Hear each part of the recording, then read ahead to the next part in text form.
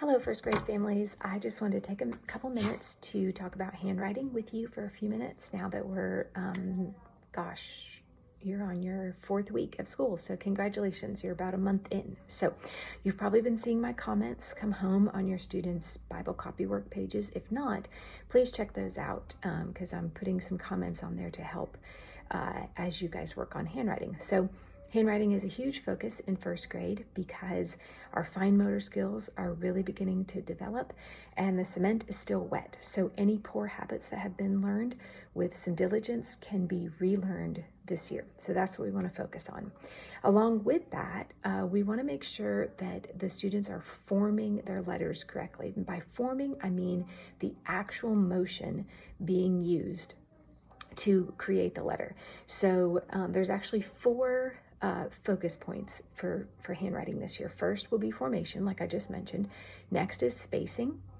Next is placement in the guidelines. And then finally is neatness, okay? So let me show you, let's back up to formation because that's really the first key that I want them to focus on. So when we talk about formation, we're really talking about how the letter is made. So let me show you, for example, an A. So letter A should always start, a lowercase a should always start with the C shape first and then come around and add the tail. Okay, D is the same way. It begins with the C shape first and then we add the tail. G is the same way, lowercase g, and Q as well. Okay. So this is a major point. There's other letters that are very important too, but these are kind of our major ones. And the reason that we care so much about this is because we want to make the transition to cursive as easy as possible for your child. And by starting with the C shape, we can do that. So if you'll help me out by looking at your child's letters when they do their Bible copy work or any writing that they're doing, if you'll take a look and see, did they form it that way? It is pretty easy if you just look carefully at the way they've written it to determine whether they've started with the C shape or started with the line. So also another great resource for you is in your Zaner Blosser handwriting book.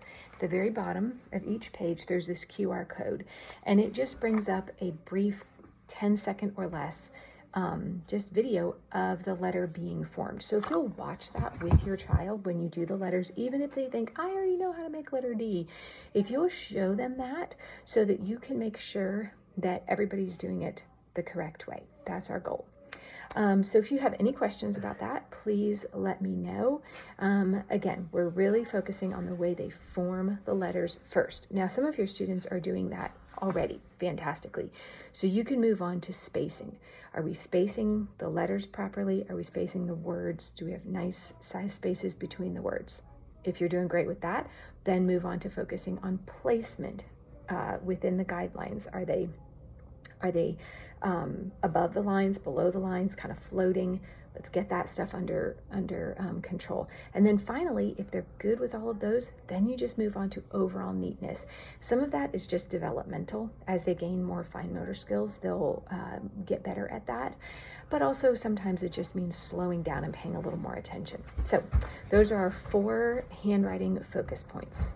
Thanks.